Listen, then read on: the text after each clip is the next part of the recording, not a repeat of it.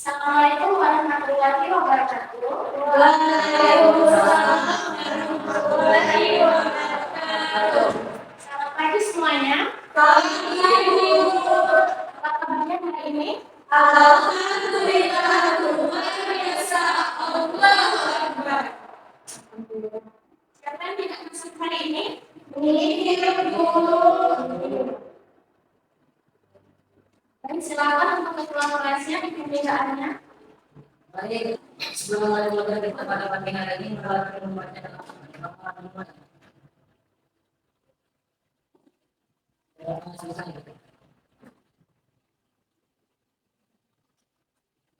Sebelum kita belajar, silakan untuk disiapkan ya untuk alat tulisnya. Kalau ada sampah di sekitarnya boleh dibuang dulu ya. Baik.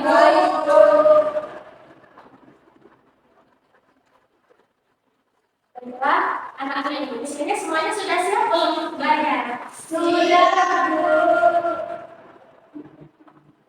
Karena kalian semuanya lemas, ibu mau ajak kalian main game terlebih dahulu.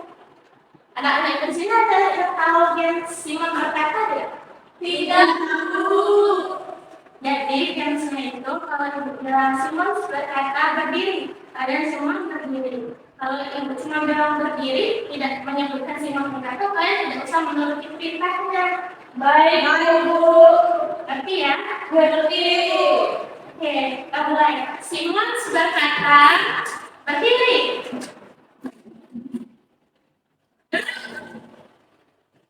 Simon berkata duduk.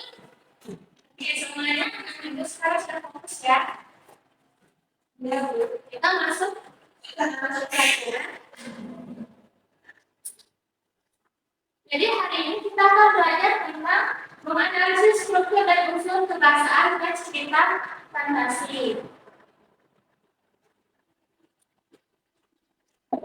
Kompetensi dasarnya pengenalan struktur dan bahasaan teks narasi, cerita imajinasi yang dibaca dan didengar. Indikator pencapaian kompetensi yang pertama menganalisis struktur teks cerita fantasi dari segi orientasi, komunikasi, dan resolusi. Dan yang kedua, pengenalan unsur kebahasaan teks cerita fantasi.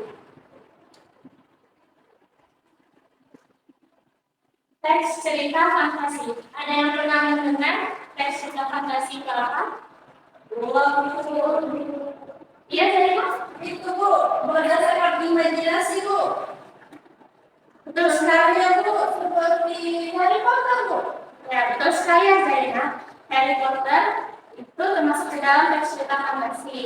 Dan Harry Potter itu ceritanya berdasarkan imajinasi pengarangnya. Jadi teks cerita fantasi itu tidak nyata, tokohnya tidak nyata,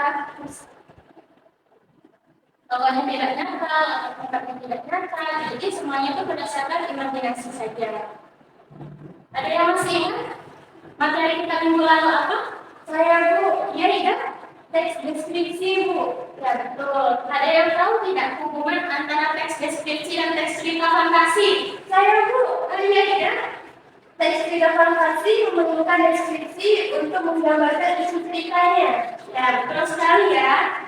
Teks cerita fantasi itu memerlukan deskripsi untuk menggambarkan isi ceritanya. Kenapa? Karena seperti yang Ibu sebutkan sebelumnya, bahwa teks cerita fantasi itu hanya berdasarkan imajinasi pengarangnya saja. Jadi dengan deskripsi, pembaca dapat menggambarkan, dapat membayangkan apa yang terjadi di dalam cerita fantasi. Baiklah, selanjutnya kita masuk ke inti materi.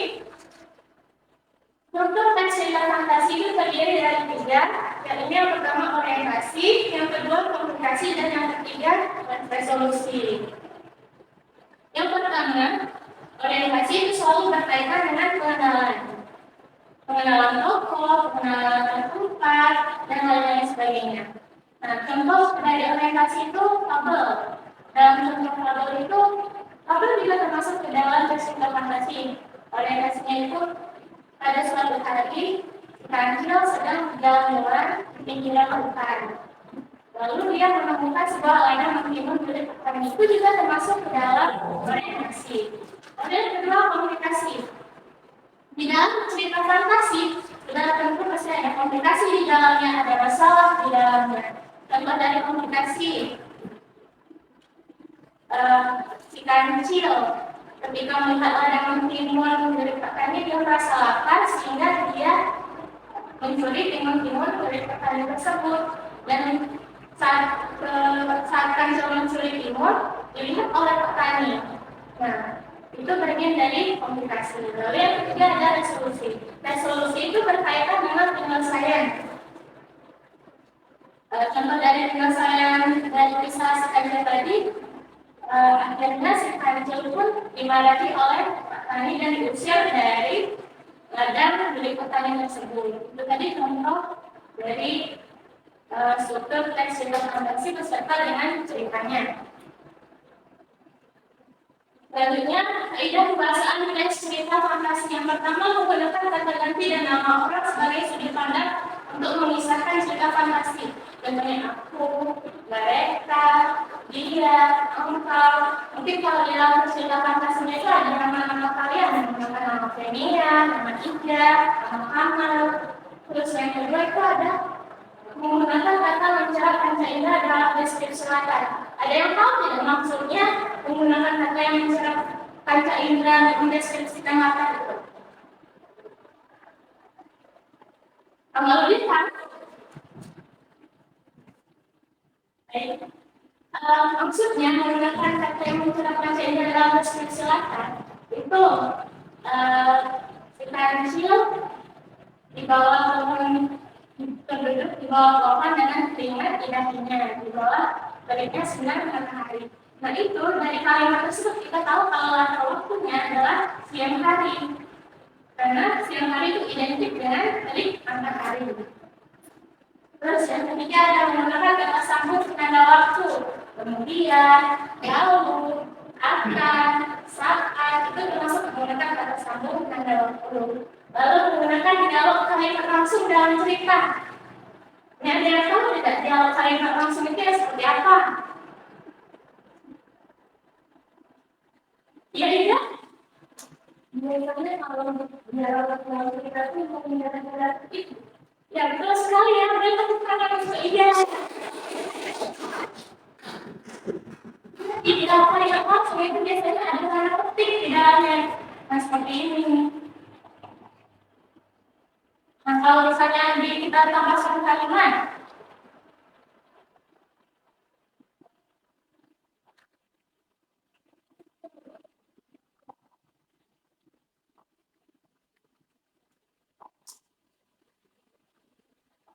halo selamat pagi, ucap si kancil. Nah, kalimat yang ada di sini itu termasuk ke dalam contoh dialog kalimat langsung.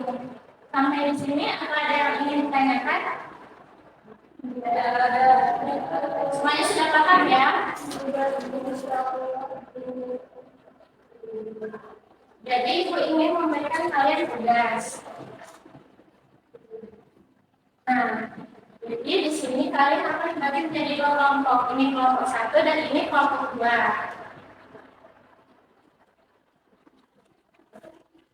Silakan dikerjakan tugasnya dan silakan baca petunjuk dalam pengerjaan di dalam FATD yang ada di dalam yang tertulis di kertas kerjanya ya.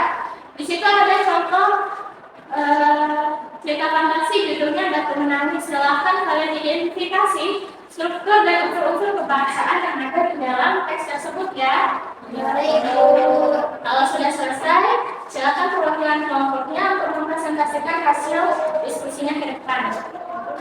Baik Bu.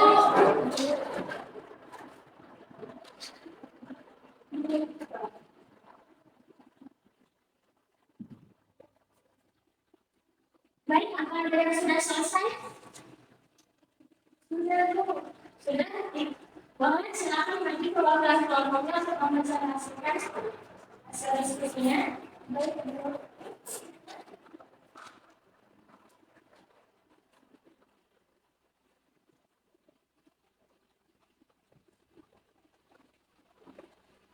Satu analisis luas itu teks cerita fantasi Batu Menangis di atas. Orientasinya itu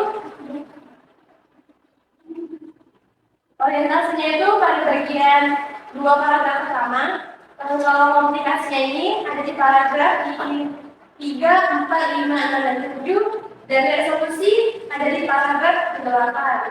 Ya, soal kedua yaitu analisislah untuk pelaksanaan teks ketika fantasi menyanyi. Yang pertama akan ganti orang. Ini aku, iya, dia. Yang kedua kata mensorak panca indera, yaitu ia harus berjalan sangat jauh dan itu ke kota untuk menjual kayu bakar. Di sini menunjuk bahwa kota tempatnya sebuah desa di dekat hutan. Yang ketiga yaitu kalimat langsung, hai gadis cantik, lebih cantik parasmu. Sedang bersama ibu, kan dirimu? Tanya pemuda tersebut. Yang keempat itu kata sambung untuk menantu, yaitu suatu ketika saat sembari. Yang penentu. Oke, bagus sekali ya Indra. Apakah kelompok yang pertama sama jawabannya kan Indra? Sama, Bu. Oke.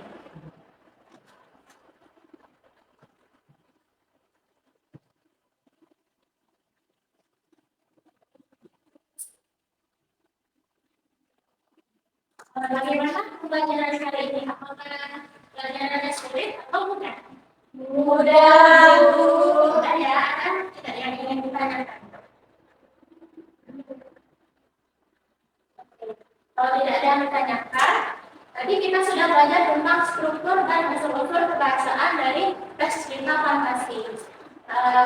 Struktur teks cerita fantasi yang pertama tadi ada orientasi, yang kedua komunikasi, yang ketiga Resolusi. betul sekali ya. Terus yang unsur kebahasaan teks cerita fantasi ada apa saja? Yang pertama ada menggunakan kata Ganti orang. Terus yang kedua, Kata gocek panca indera. ya yang ketiga, Kalimat langsung. ya yang keempat, Kata sambung ukuran waktu. ya betul sekali ya.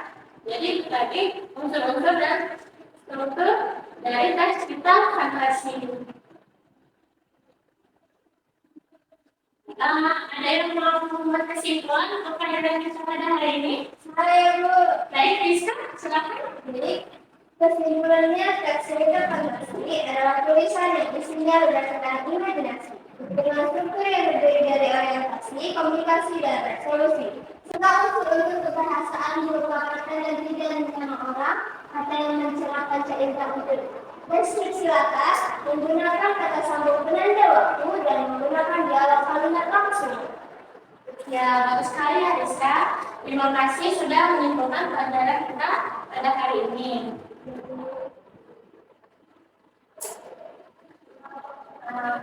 Selanjutnya, kita akan memberikan kalian tugas. Silakan masing-masing dari kalian untuk mengerjakan tugas dari individu, yaitu membuat cerita fantasi hasil karangan kalian sendiri.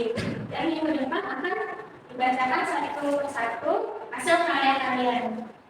Oke, terima kasih telah mengikuti pelajaran hari ini dengan baik. Jangan lupa untuk dikerjakan tugasnya dan pelajari kembali materi kita pada hari ini. Boleh disimpan dan dirapikan bukunya ya. Baik, Bu. Silakan untuk ketua kelasnya pimpin doa.